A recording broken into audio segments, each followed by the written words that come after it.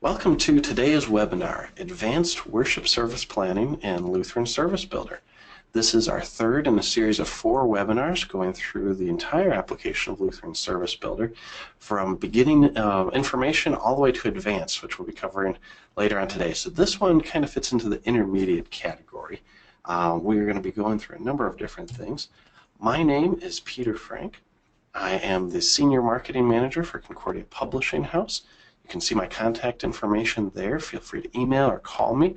Email is probably the best bet just because I'm in and out of my office all day, but I'm happy to talk with people. I talked to a number of people in churches yesterday, and that's very enjoyable. I always like to hear what's going on and how we can help.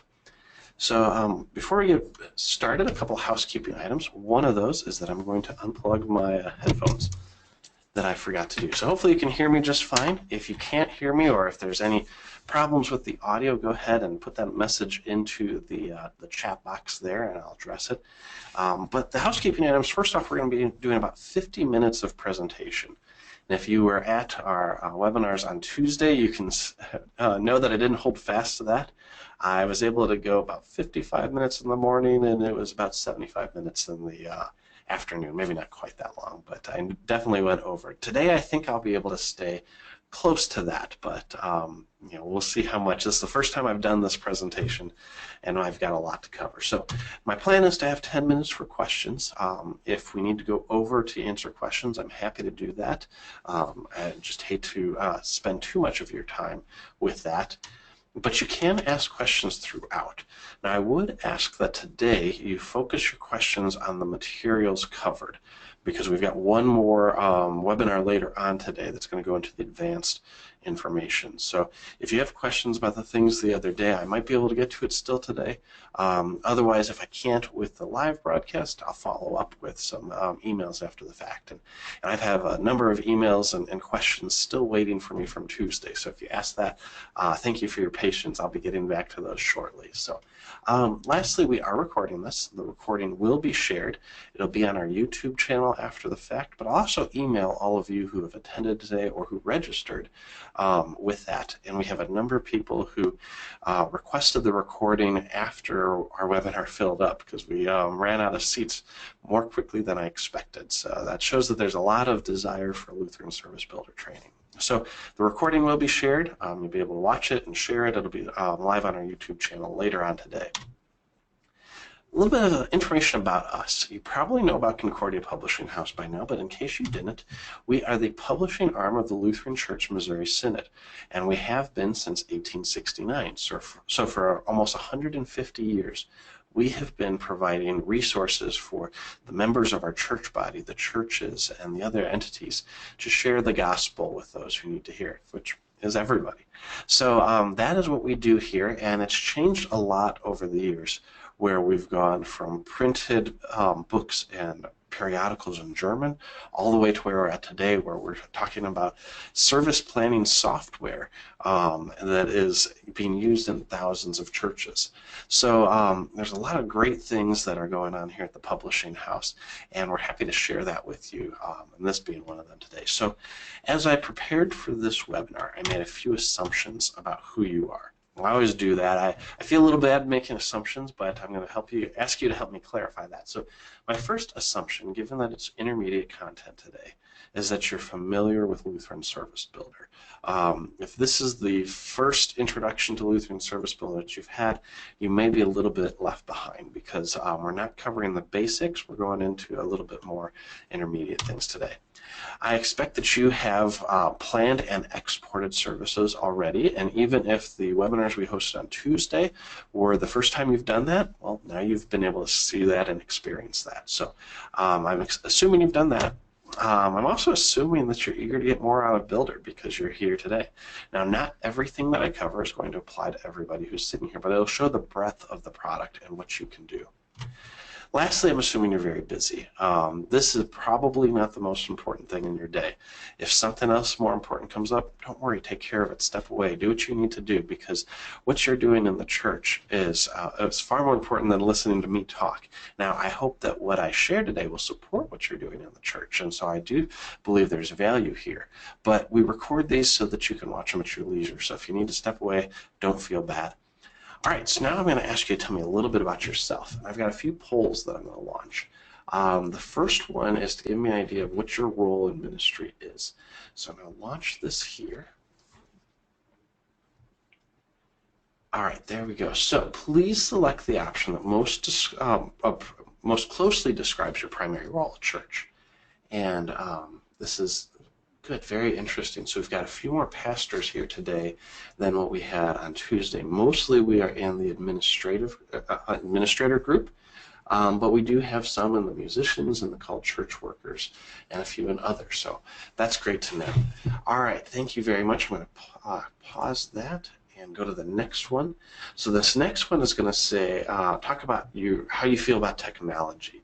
To get me an idea about your skill level. And this, we use this question a number of different ways because as we present different material, it's very good to help me know how many people are excited about technology and how many people are a little bit nervous. And so we can provide content that kind of is appropriate for both of those audiences.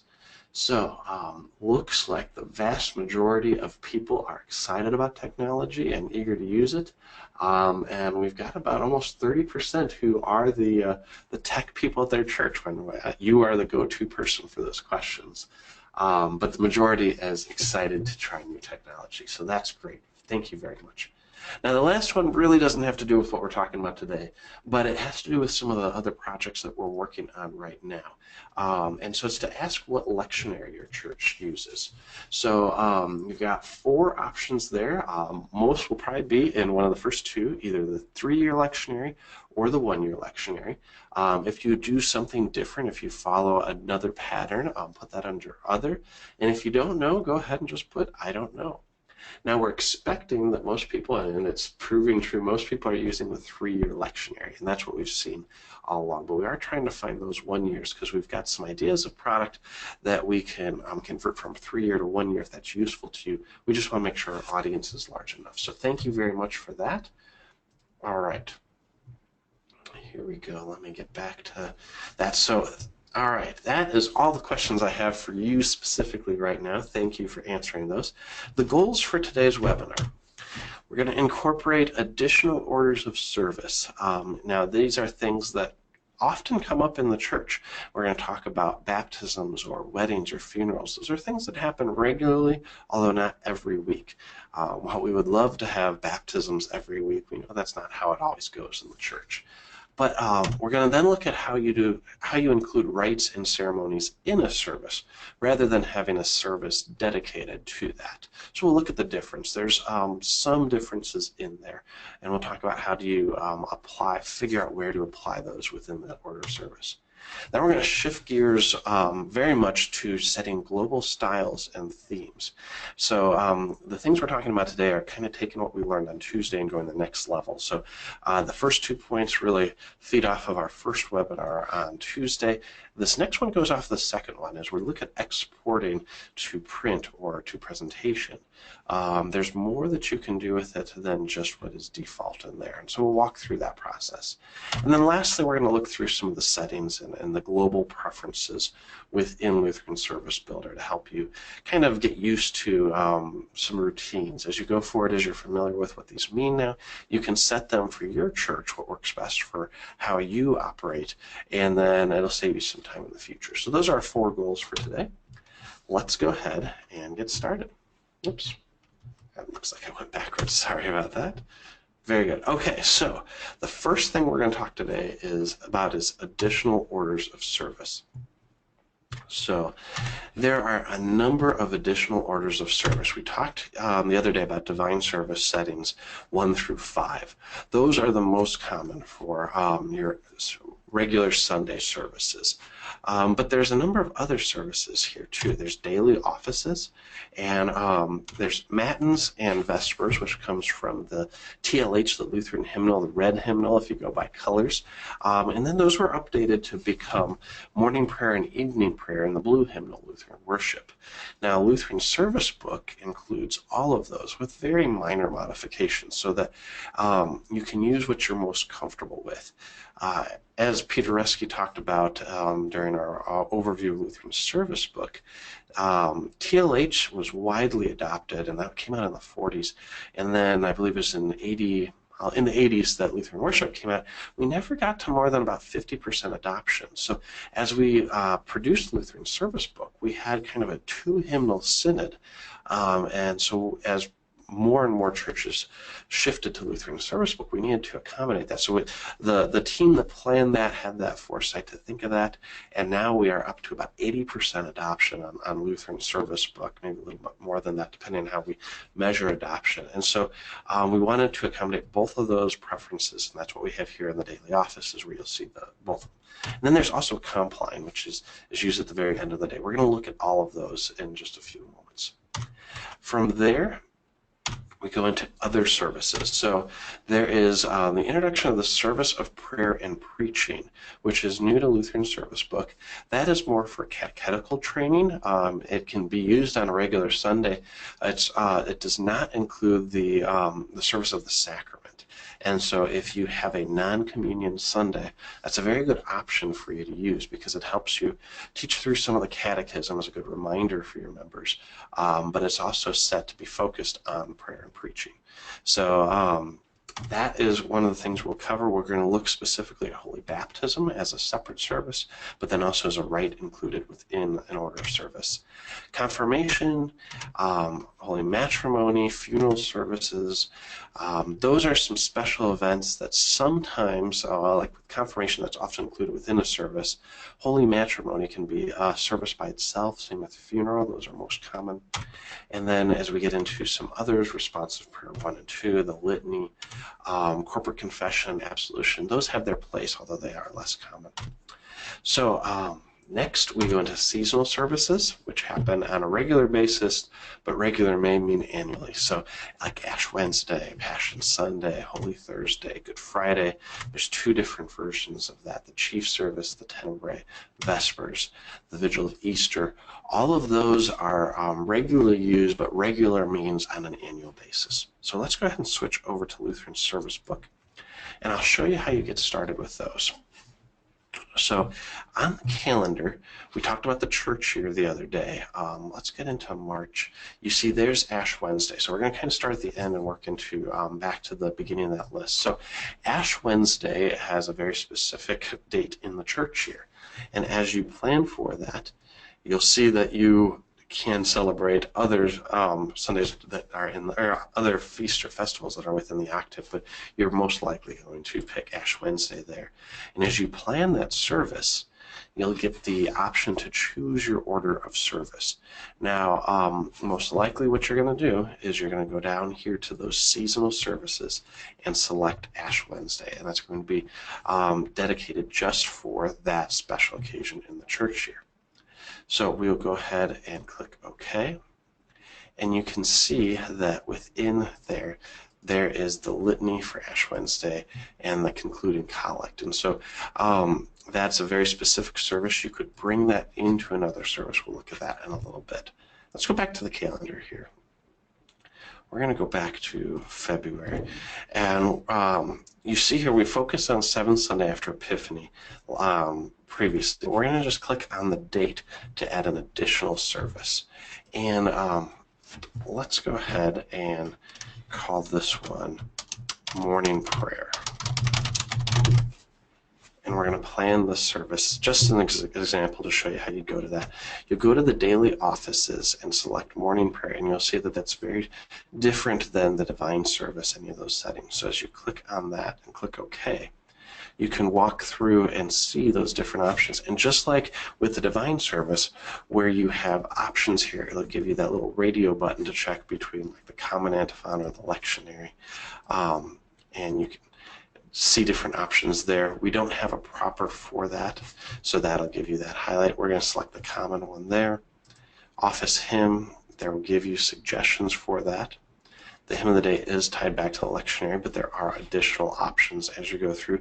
You're still tied to the church year, or connected. Tied sounds so restrictive, but you're connected to that church year where it'll give you those options based on the lectionary, but it's just a different order of service. And these services function exactly the same as the divine services, where you can go to the presentation mode. You can still pick and choose how it's displayed. So like here, you can pick your psalm tone. You can choose whether or not there's pointing. All of that functionality stays the same. It's really just the order of service that has changed and has become very specific for your purposes, however you're choosing that. So we could go through more of those. I want to highlight something else here that we didn't really touch on too much the other day. If you are planning a service, you've already selected what order of service you have, and you realize that that's not the one you want to use, you can move over here to the lower right corner, and it'll tell you your order of service is based on morning prayer. We're going to go ahead and hit change, and that'll back up, oops, there we go, back up to that first screen that you had where you choose an order of service. So you can go back here and select the divine service setting 1 if you want. You could go, and here we'll take a look at the service of prayer and preaching. This is the service that we often use at our daily chapel here at CPH, or sorry, weekly chapel on Wednesdays, because we don't celebrate the sacrament on those days. This is a great opportunity to go through and review some of the catechism. You can see the 10 Commandments and the Creed, and the Lord's Prayer all right after each other, so you can get that additional reminder of our days in confirmation studying the catechism.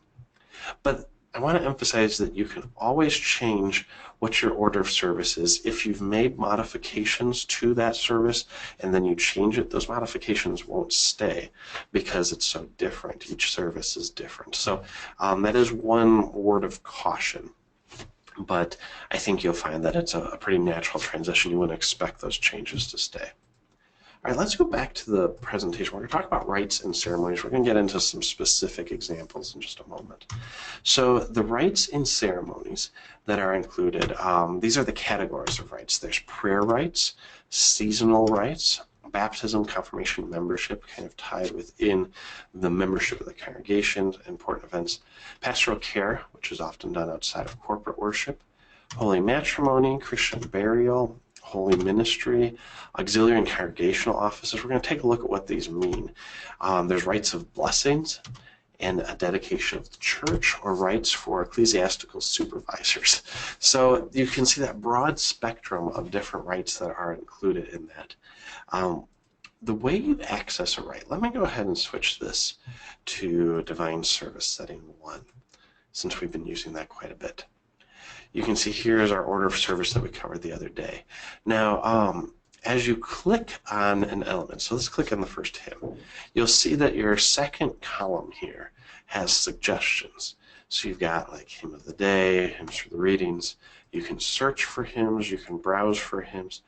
You wouldn't really replace the hymn with a rite, which is why you don't see anything here related to rites. And so if you type in like baptism, it's only going to come with hymns because it's that element of service. But one thing that's often missed is that you have up here on the top middle, really, an insert button. And when you click insert, it allows you to insert an element that may or may not be what you were just highlighted, what you just had there. It would give you the option to select all the different elements. And as you go through here, you can see some of the most common elements, but then like from the catechism, different prayers or propers, or oops, I just clicked off that, or responses. I'll just click insert to get back to that. So you can then search here, and if we search for baptism, it'll show everything, and there's a lot more there.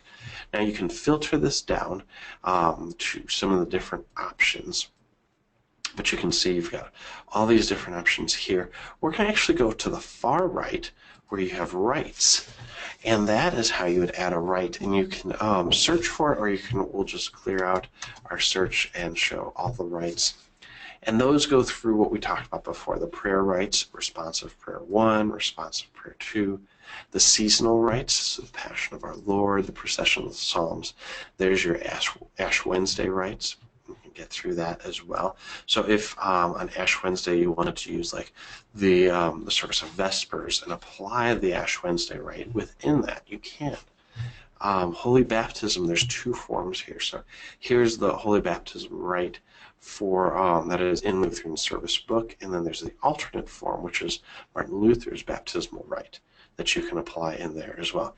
There's also holy baptism in case of emergencies. Now, that is a rite that you wouldn't necessarily add to a divine service, but that's a rite that you might use, pastor might use as he visits a hospital. That's how my little brother was baptized at the hospital the same day he was born, because there was some concern that he might not make it. But and so the pastor came and performed the baptism there in the NICU. And my brother's doing just fine now, but it was such a comfort to my family to know that he had been baptized right after he was born. And so that's the rite that the pastor used at that time. So to apply and insert the rite of holy baptism, you would click that and drag it, and you can see those little arrows. It's probably hard to see on your screen there, but you can put that in there, and it'll give you the option to say include the entire contents of this rite or include only the name of the rite and its page numbers. So like my congregation uses Lutheran Service Builder. We don't have Lutheran Service Book in the pews. We just use the builder. We still have Lutheran worship there, and so the only time we use Lutheran worship is when we have a baptism. And so you would just include only the name of the rite and its page number, and then the congregation would pick up their hymnals and follow along. But if you want to include the entire contents of this rite, you can put that there, and you'll see now that's expanded. And we probably would not put it right after the hymn of invocation. We probably start off with it. That's how my congregation does it. And so you can see that's added everything in here, and then the rest of the service is still there. So you've added that rite, and as you walk through there, you have rubrics, and so the invocation and the baptismal rite, the naming of the candidate, and it goes through everything just like it is in the hymnal for that rite. Now, one thing you want to look at as you do that is to see what other things in the service that you would probably not include later on because you've already included it in that rite. So a perfect example of that would be the creed. If you've already performed the baptismal rite, you've gone through the Apostles' Creed. So you would remove that from later on in the service. And there's probably nothing too wrong with saying the creed twice, but when you have professed that faith, it's not necessary to have it again later on. And so you could go back down here and right-click it and delete it. And now that removes it from there. Now, as I was talking with Peter Reski about planning for this, he did say that when you're doing the baptismal rite and you go through the Lord's Prayer, it is appropriate to include it still later on in the service that you would have during the service of the sacrament. So just a little side note there, but there's certain things that you wouldn't include in here as well. So that is how you add a rite. If you wanted to do just a separate service, my niece was baptized back in September, I believe it was. Yeah, it was Labor Day weekend. And my sister's husband did not grow up in the Lutheran church, and so this was an opportunity for my sister to bring him to the church and talk with the pastor and learn about baptism. But he was uncomfortable doing it during the divine service, and it wasn't my sister's congregation. She wasn't a member there. But so the pastor set up a separate service after all Sunday worship, so we started around noon on Sunday, and he planned a service that was the baptismal service. So he went through and created a new service that was holy baptism. And that falls under the other services. And actually, I jumped ahead too far there. I should, as you click on here, you could go in and say other occasions. Actually, baptism isn't on there. So we'll just say it's not a feast, festival, or occasion, but it would be baptism. And then you plan that service, and you pick the order of holy baptism. And it goes through, and there's an invocation and a baptismal address. And the pastor there, he did a fantastic job because much of my brother-in-law's family did not understand infant baptism. He went through that process and kind of taught about why that was important during the baptismal address. So he went a little bit off script there, but it was really good because it was a great teaching opportunity. So there's some great practical applications for having services that are dedicated to these very special occasions that don't fall into the divine service. And Lutheran Service Builder allows you to do that very easily without having to create all these different elements and modify modify a service really to fit that specific need. There's so many different opportunities there. So I jumped ahead of myself. My slide that I had next was to give examples of baptism. So that is, I already covered that. Let's get into holy matrimony next. So we'll get back to Builder. And we'll go back here to the calendar, and a lot of weddings are on Saturdays. So we'll say that, maybe February 25th, you would have a occasion which is a wedding. And so maybe it is the wedding of John Smith and Jane Doe. And you'd plan the service, and you would go through here and say the other service, the service of holy matrimony. You would click OK, and it gives you that order of service. Now, it's a very simple order of service, as you probably often see for weddings. They're not normally as long as a typical service. Now, sometimes you might have the wedding rite as part of a service of morning prayer or something like that. That's not as common, although I have been to a number of weddings. It's usually church workers who wish to do that. And some of them will actually offer Holy Communion as well. And as Dr. Maschke in his book Gathered Guests, I talked about that quite a bit the other day, he does recommend that you consider the audience as you do that. So if you're offering the sacrament there, if you have family members who are not Lutheran, it may put them in an uncomfortable position by offering communion in a LCMS congregation. So that's something to keep in mind. That's where the service of holy matrimony is really good, and that it just focuses on that aspect of worship while still bringing in other things like the invocation and the benediction, the readings and a hymn, as well as the sermon or the homily. If you wanted to change that, that's really easy. Sometimes homily is a better word to use during the sermon or the wedding address. Actually, the matrimony address is separate. But you can change that here. But it gives you all of that, and then you can export it, just like we talked the other day. And you can export it to the bulletin. Most often, I haven't seen any kind of presentation or PowerPoint at a wedding. I'd be interested to hear if you have, but that's just another option. But these other things work just the same as with the divine service. So that is how you would do a marriage address. And then the other one that's very common are funerals. And so those often happen midweek, maybe on a Tuesday. And so you'd go in here and say that the occasion is a funeral. And it would be the funeral of, I already married off John Smith and Jane Doe, so maybe it's John Doe. So you'd plan this service, and you would go down here and go to the funeral service and select that. And that follows that. And every pastor I've spoken to says they much prefer a funeral to a wedding because the people there are much more eager or willing to hear the gospel. And so you can see all the different aspects of worship that go in here as part of that funeral.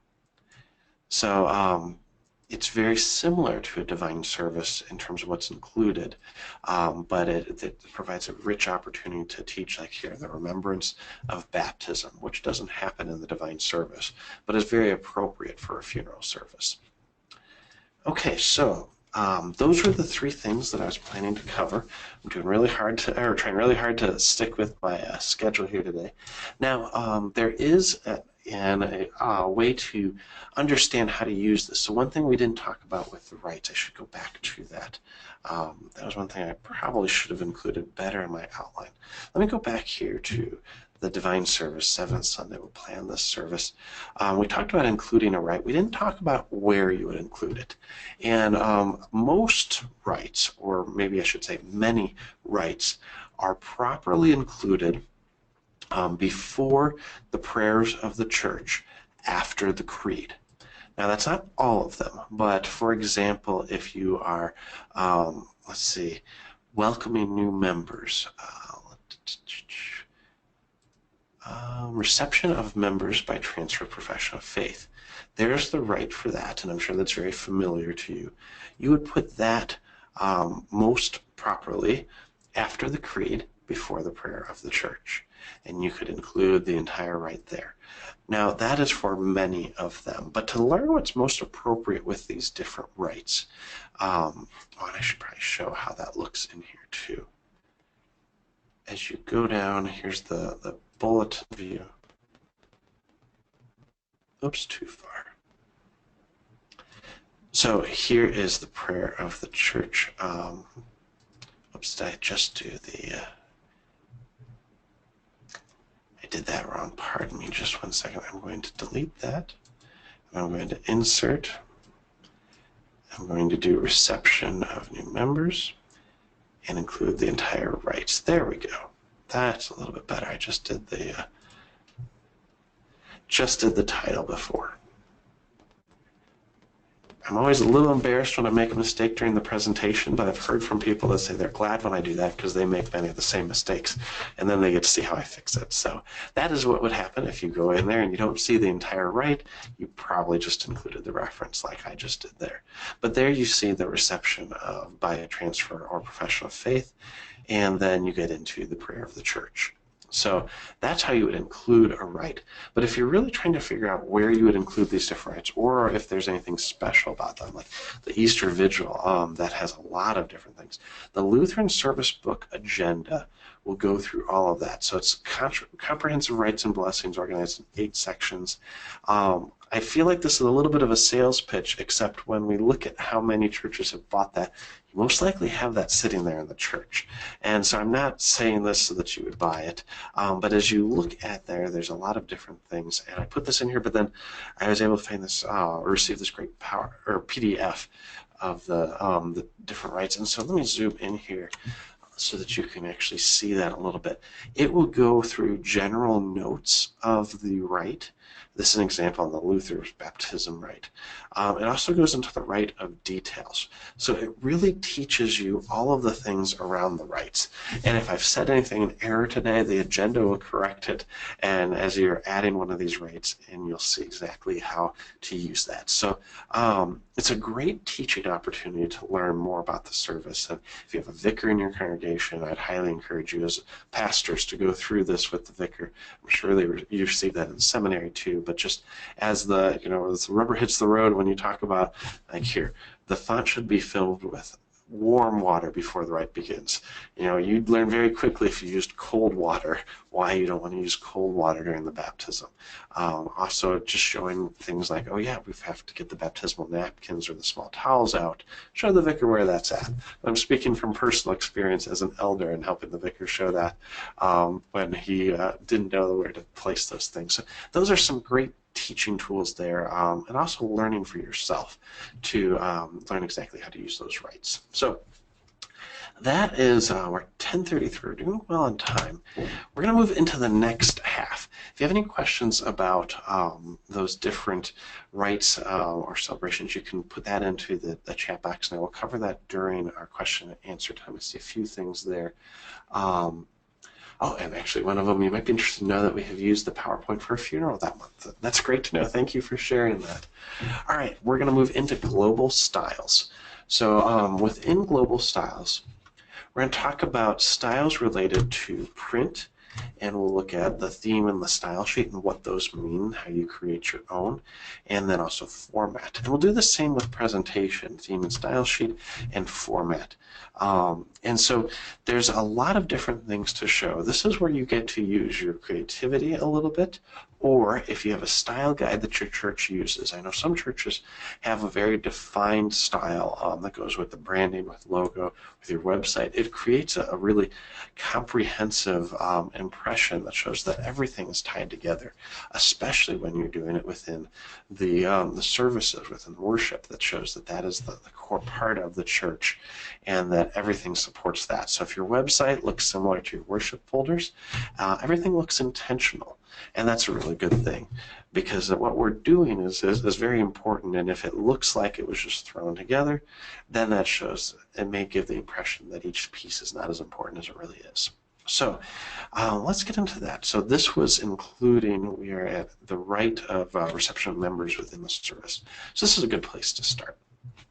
So it's very similar in terms of the user interface between the bulletin view and the presentation view. You'll see that each one of them has a theme and a format here, as well as with layout. So the theme that we're going to start to first is really a style sheet. Now there's some pre-formatted ones in there for you. The first one is the UI default, and that's what we've been using a lot.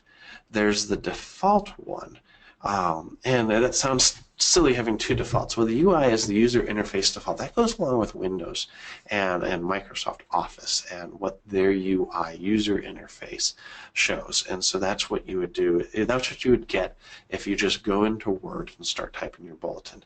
Now, the default view is more related to Lutheran Service Book, so it's not exactly the same, but you can see that it's using a serif font rather than a sans serif. And each of these other aspects looks much more like what you would get here in the Lutheran Service Book. So if you're looking at it and you're trying to match that, especially if you're going back and forth between the two, that's a great way to use that. There's also, what I really like here is having a large print format. So what this means is that you can prepare the service using the planning mode that we've spent so much time in. And then as you go to export it, you have your order of service already in place. But if you're printing multiple types of bulletins, so a standard size and a large print size, you don't have to create two separate services. You don't have to create two separate bulletins. You're just applying that change. And you're doing it very quickly. It's not going into Word and making all of those modifications every single week. You're setting these up ahead of time to save you time on a weekly basis to say, okay, the first one I do is going to be the default. The next one I do is going to be the large print. Now, there's also no formatting, and no formatting is what you would expect. It's pretty bare bones. That is not expected to be used as is.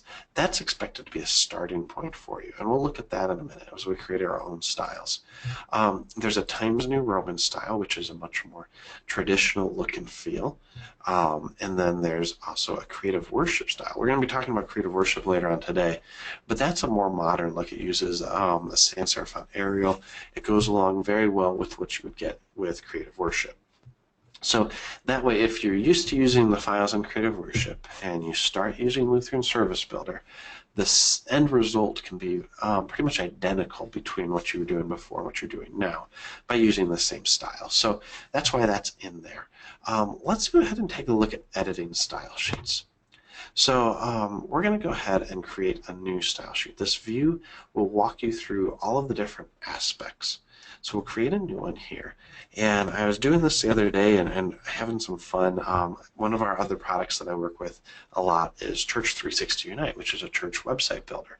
Well, it uses style sheets. All web design uses style sheets. And it's very similar to this. So if you struggle with this at all, maybe talk to the person who's doing your website and say, hey, can I get some help on this? The concepts are almost identical here. So we're going to do the new one, and we're going to call this serif custom style. I'm a marketer, but I'm not great at naming things creatively. So, all right, what you've got here, you've got this preview of the key aspects of the bulletin. Now, as you click on these things, they highlight and they change down here, but you can also go down to this drop box and you see the 6 things that you can style: the body, the caption, the subcaption, also the copyright, the heading, and the rubrics. Now those are in alphabetical order down in the drop box, but they're in the appropriate order here on the preview. So we're going to click through here and we're going to change this heading to Trajan Pro. And that's the heading that's used on the spine of Lutheran Service Book. I think that's the exact one. This is a very similar one if it's not the exact one. So you can say here we're going to use Trajan Pro. And we're going to drop it down a little bit. That's a bit too large. We're going to go to 18 font. Now you could go bold. You could go italic or underline. Those are different style options. You could change the color. So if you want to go with like a sangria color for that, you could do that. That looks pretty nice. You have to have a color printer if you're doing that such. Then you can change some of the positioning. So if you want to go to like center or justify, I don't usually recommend Justify because it doesn't work as well for headers as it might for body copy. We're just going to go with left. You could indent it a little bit. You could do some spacing before or after. I'm actually going to cut down the after just a tad. And then there's some advanced where you could change it to all uppercase. In this case, that font is all uppercase.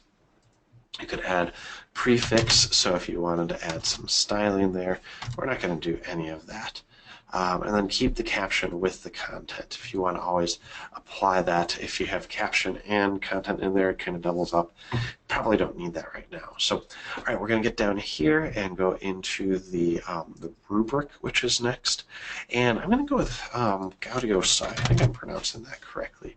It's a different kind of serif font, and that's what we're going to use for the rest of this to say, you know, we're not going with Times New Roman. We want something that goes well with Trajan Pro. So you can just start going in one by one and selecting that font. And you can see it looks a little bit different here. Now, as I, and also the copyright line, which is good. I recommend using no more than 2 fonts. You could get to 3. It gets a little bit confusing. The more consistency that you have in font, the less that people's mind has to kind of shift gears as they're looking at it. The styles are really great to convey. This style applies to this aspect of the service folder.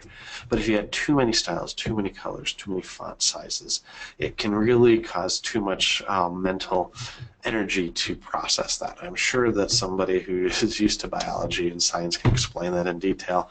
I just know from experience that it's a lot better to minimize the number of differences in your styles. So you'll see here we made them all the same font. Now we'll go through and we'll do a couple different font sizes, 10, and I'm going to go to 12 here. And then I'm going to keep these at actually 12 as well to make it a little bit more readable. I'm going to move this to 10 just so that you have fewer font sizes to process. And then with the body, it looks a little weird having that indented. I always prefer a little less indentation. But then as I look at that, I say, you know, we need a little bit more space in there. And so I'll bump that up. That might be too much. You could go more between the lines. It depends on how much paper you want to use. But we'll go ahead and click OK and apply that. And now it's going to apply that to my service. And you can see what that looks like. It's a very different style now than what we were looking at, especially compared to creative worship. And as you go through here, you can still use those same tools of applying the style as you go. Now let me get to him here. I think I have. Well, we'll go to this as the feast. I want to show something. When you go here and you display the melody, it actually, oh boy, I really messed that up with the font styles. That was something I was not expecting. And so that goes back in here to 1. There we go. So be careful with that if you're going to display the melodies. Now, these are not going to have the style applied to that. That was the line height, by the way, that I screwed up there. So I put it back to 1 just so that the hymns would show. That's something to keep in mind that I forgot about. But you can see here that it's still using that Times New Roman font. It hasn't applied all of our styles here because the hymns with the melodies, all the songs with the melodies, those are images. They are not text within there, and that's because of the spacing. And we don't want formatting to change what we did, like you saw a second ago, what that could do. That's just the line height of elements. And images within have a line height, so you do have to be careful with that.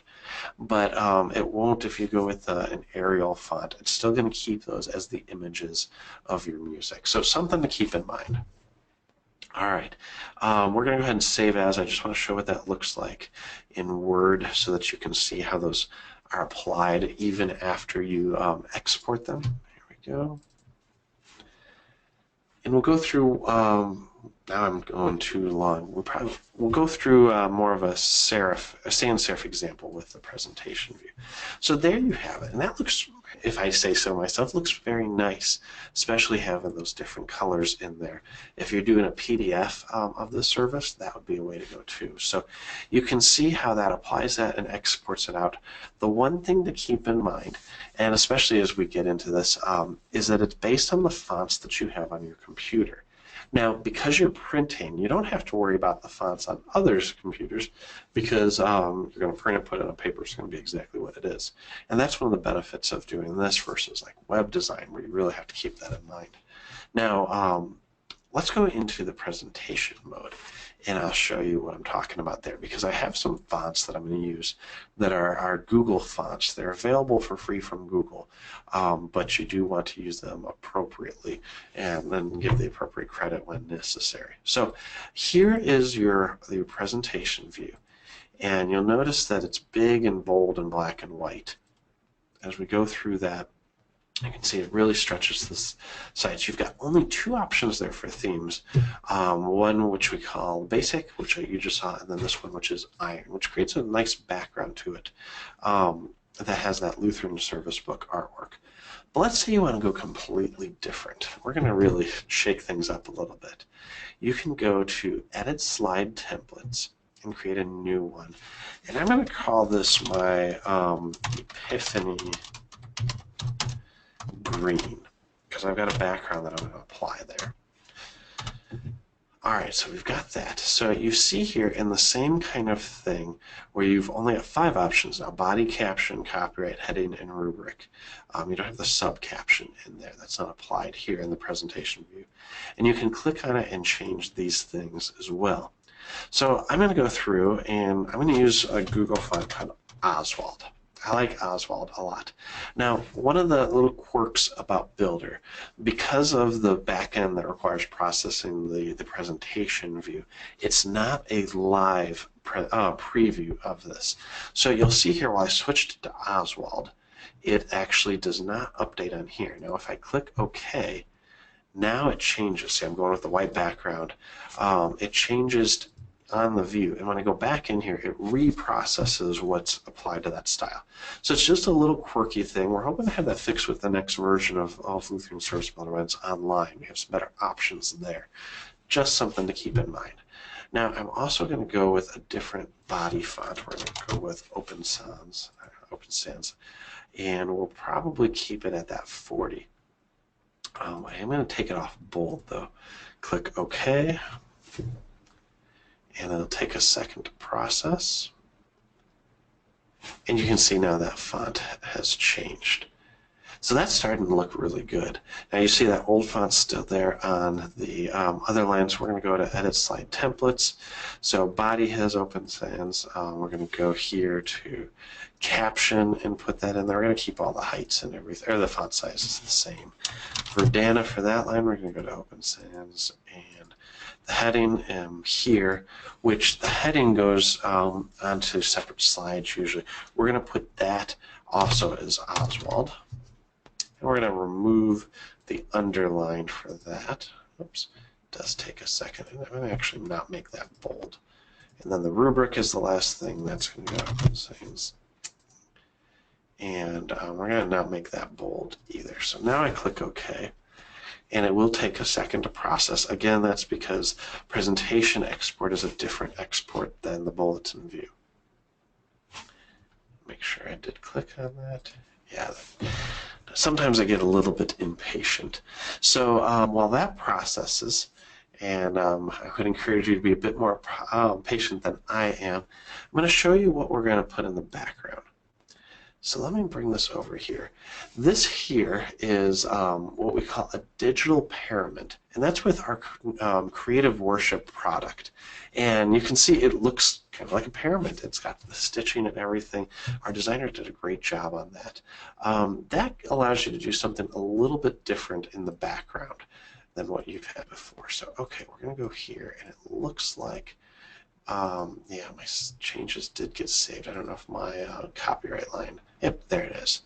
So there, we've got our changes in place, but we still have that white background. We're going to go back here and modify or edit the slide templates. I'm going to click on background. Now, I'm going to go to File and Browse and put that in place. And I'm also going to change this background color here, and that's for the preview. You'll see what I mean in a second.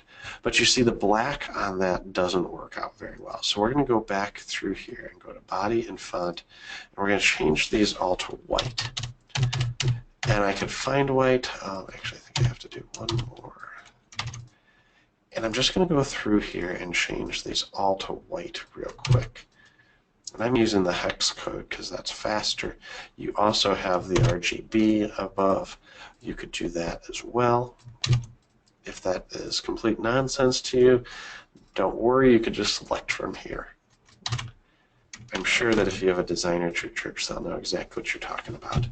The other thing that I'm going to do is click OK here and let that process. Now, this is going slower than what it did in my practice. I'm guessing that's probably because my system also has the live webinar stuff that's taking it. If you have a problem with it taking too long, let us know. That's one of the things that, like I said, we're hoping to have resolved as we get into the online version of Lutheran Service Builder. All right, so that's going to take a second to process. You can see this spinning. Let me go and pull up my other slide here. Now, you'll see this is a different version of that digital pyramid, and this would work really well for some of our kind of opening slides or section slides. We're gonna switch to that, but we're gonna have to do that in PowerPoint because you only have one background option. And so we'll go in here. The only thing that I dislike about this now, because everything else is looking really good, it's still too tight around the edges. I like a little bit of breathing room. So we're going to go into layout. And we're going to change our margins to 50 around the sides. We're going to click OK and let that process. All right. While that processes, I see a few questions. Two people asked about the background and the digital pyramids. That's with our creative worship program, and we'll talk about that later on today. You can find that on cph.org if you search for creative worship. It's predefined services. Here we go. Now that I clicked it, you can see my margins have changed. Predefined service elements, and it goes not only just through the order of service and gives you some alternatives, it also gives you some of these creative elements too. Design elements, I should say. So it's very creative. Creative worship is the name. We'll look at that later on. Let me go ahead and export this. I am running short on time. I knew that was going to happen. I hoped it wouldn't, but that's typically how my presentations go. I always have a bit too much that I'm expecting to do. So let's move PowerPoint over here. You know, I'm liking how this is looking. For things like this, when we talk about confession, absolution, what we can do now is using the tools of PowerPoint, go in and put in our different digital pyramid. And we'll go here back to the desktop, and I'll apply Epiphany Square, and then I can move this, and I could do that centering as well. I should have done that centering from Builder. But you can start going through here and have a very different experience, and that's really nice. So there is some work that you may want to clean up. Excuse me. I'm going to grab just a quick sip of water before I lose my.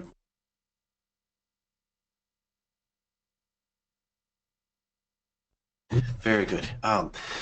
You can go through and change some of these elements as you go, but most of these changes were done in Builder, and I think it creates a better experience doing that here. It saves you more time by when you do it in Builder and then export it. So that's where we're at right now. The last thing I have today, yeah, and you can see there's my Epiphany green. By putting that green background in, it shows up. It shows the white text. If you don't put the background in and rely on your image, the image doesn't show up here. That was a fun thing I found in practice. All right, we're going to get into, we've got two more things to talk about. So global preferences, which is a pretty quick topic. General, unseasonable elements, locations, service schedules, hymn license, and advanced. Let's go ahead and back into Builder, and I'll show you where you go for that. If you go to Edit up in the top right and go to Preferences, before I go there, you can see you can also access the style sheets here, the slide templates, the service formats, which we didn't really get into too much. We'll talk about that later on. Preferences, you see here, those are the different tabs. So the general one is about checking for updates, receiving beta updates. We're not doing much beta work anymore in Builder 2, so I wouldn't worry about that. We are going to be looking for field testers for the online version, but we'll talk about that later on. Or probably not later on today. You'll receive information about that in emails as we get closer. Unseasonable elements, these are the elements that are omitted during certain times of the year. And Builder can be helpful to say, prompt me to remove them. But if you are an expert at knowing what parts of service don't get included during Lent or Advent or something like that, you can remove that from showing automatically, although we usually recommend you keep that on. Locations, if you are a dual parish and you want to prepare different services for each parish, but you're a single pastor who's serving both of those, you can add those different locations here. This is also where you would put the lectionary, whether you're using 3 or 1 year, and this is where you'd put your weekly attendance, and that goes into billing as well. Service schedule allows you to set default orders of service.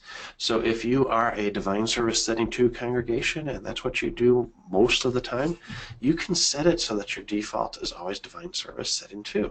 And then you don't have to select it each time. You can also choose your midweek services in Advent and midweek services in Lent. And you've got an option to choose other service times here, and also the midweek service day. Those are just, they're more for reference than anything else, although it is helpful to have those set up. And so as you're going back to look at what you did at a certain time or a certain day, you can check that there too. Electronic licenses, lsphymnlicense.net is what we refer to as our hymn license, and that is where it reports your usage of the hymns. Now, if you don't check this box, it'll prompt you regularly to say, are you ready to send these hymns to CPH? And you can do that. Otherwise, I say just have it send periodically, and then you'll see it occasionally where it'll process on the screen that's sending the information to us, and we take care of the appropriate copyright payments there. So I would recommend just keeping that clicked, and you don't have to think about it again.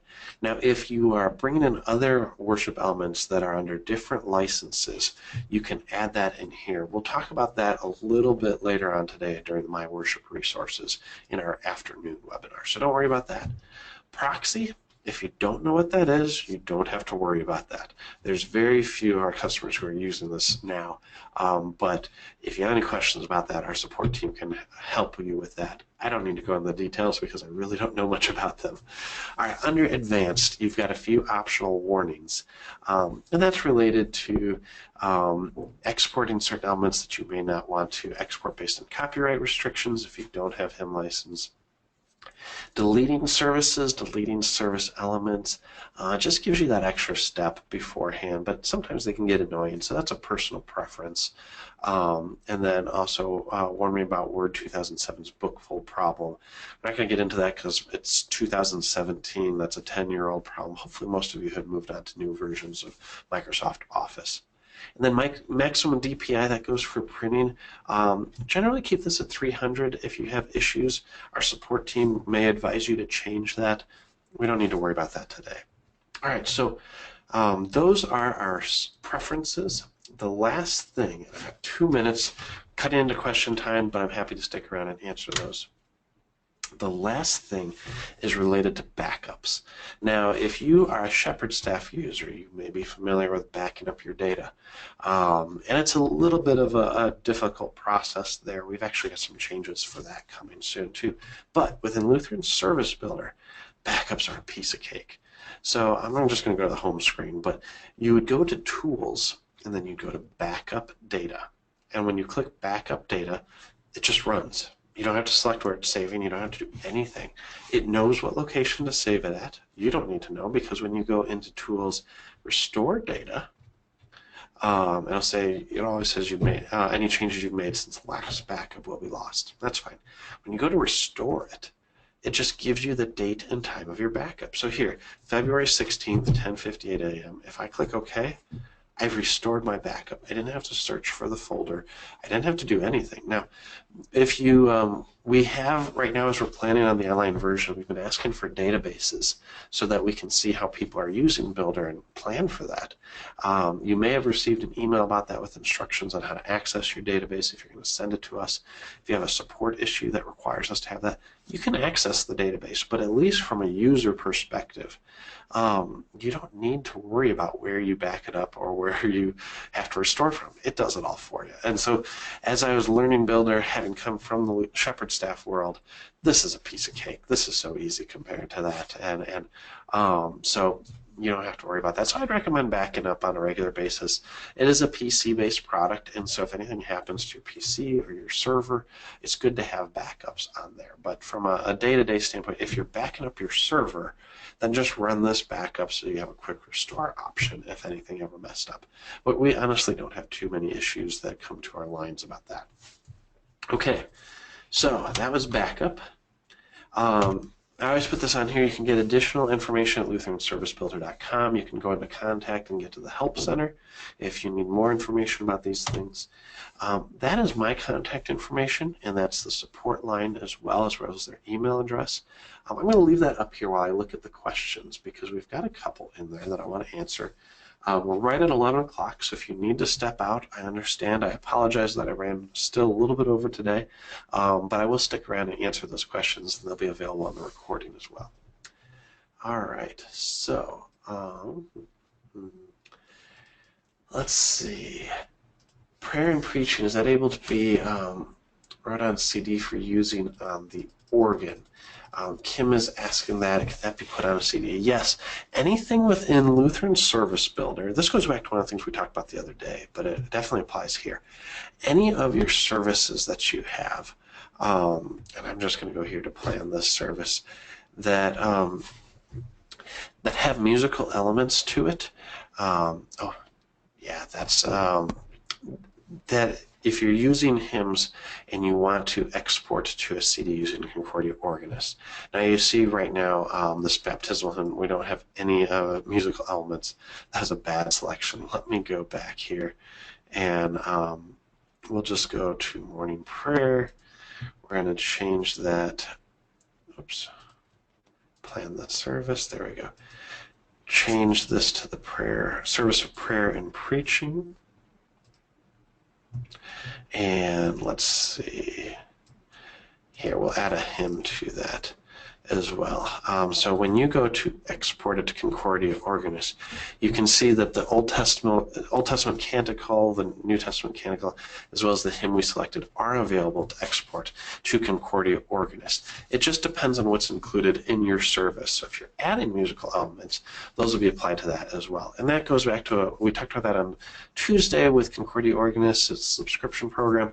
If you have more questions about that, if you're not familiar with it, we can talk about that offline, but related to the services today, all of those are included in Concordia Organist, regardless of what type of service that is, if there's a musical element to that. And that goes back to both having the hymns available, but also the service elements too. So the other one was about the PowerPoint for a funeral. That's really interesting. I'm excited to hear that that's being used for these other services as well. I'd like to utilize LP, however, the way the verses are set up in the Chanter poem form, it takes up too much paper. Catherine asked that. She already left. I'll follow up with her on that. That's something I'm going to need a little bit more details on before I can answer that one. Linda asked, how do you get to the area? And then she found it. But for anybody else who was wondering about that, I believe that was at the time we were talking about presentation. As when you're on a service, you're editing the service, it's right here with this, the word fails me, this, presenter box. As you can tell, my coffee hasn't kicked in this morning. Projector is the word that I was looking for. It's the icon of the projector. So that's right there. So 2 questions about the digital pyramids. I'm going to get into that right now because we had a number of questions. If you are using Creative Worship, and definitely come back later on today, but it's music.cph.org /creative-worship. That's our brand new website. We just released this the other week, and it goes into all sorts of details about what Creative Worship is. Right now it is in a disc format. We're moving it online so that it's easier because more and more churches aren't having discs. But it actually goes through and gives you new elements to add to a service. It gives you, for each week, a full service with creative elements. Now, if you go with every element, it might be a bit too creative for your congregation. because they have to learn all these new things. But there's the services, the music, there's images, there's the digital paraments that we showed before, as well as additional music suggestions for the service. And you can download a sample from our website. But it plays so well with Builder. And we'll look at that later on today, like I mentioned. But the creative elements of that make a really dynamic service while sticking with the liturgy, while really keeping it tied to the church year calendar, to the elements of the divine service. It just provides some alternatives. So really cool product. It's one of the ones that I just started working on a few months ago, and I've been very excited to help that grow because so many people who use it really like it. So that's a couple of those the questions. That's what that was about. And then the last one are the themes from the worship planning book included in Lutheran Service Builder. I have that over here. The worship planning book that you're referring to is this right here. And when you talk about the theme, what you're referring to is this section right here. Those are not included in Lutheran Service Builder only because they're not necessarily meant to be included in the service folder. They're more for the service planner, the person who's working on it, to understand those themes. And those themes actually come from Concordia Pulpit Resources, which is another tool that we have that provides sermon outlines and sermons for pastors as they're preparing on a weekly basis.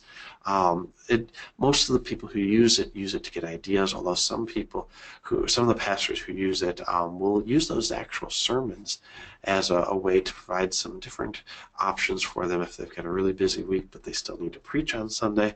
They can use that and have a well-written, well-prepared sermon on a weekly basis. And so our products tie together like that.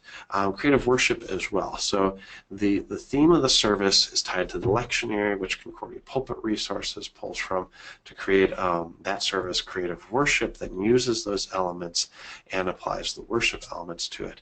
And so they all work really hand in hand as a nice collection of products. All right, the last one, if we get the CDs of Creative Worship, we use the website you just showed up on screen. The website that showed up on screen is actually our product page, so you can learn more about it. But if you get the CDs, yes, everything I showed on there, the PowerPoint presentation, that background image, all of that is on the CD. We'll walk through that later on today. So that was the last question. I've already gone 7 minutes over my time. So I'm going to wrap up here. I'll put my contact information up for just another moment. But I want to thank you for being here. As you can see, there's a wealth of information, a wealth of tools within Lutheran Service Builder that are not always on the surface, but as you dig deeper, you can learn more. And I hope you learn more today about that. So with that, I'm going to say thank you for attending and have a great rest of the day. Hopefully I'll see you in the afternoon session. Thank you very much. Bye.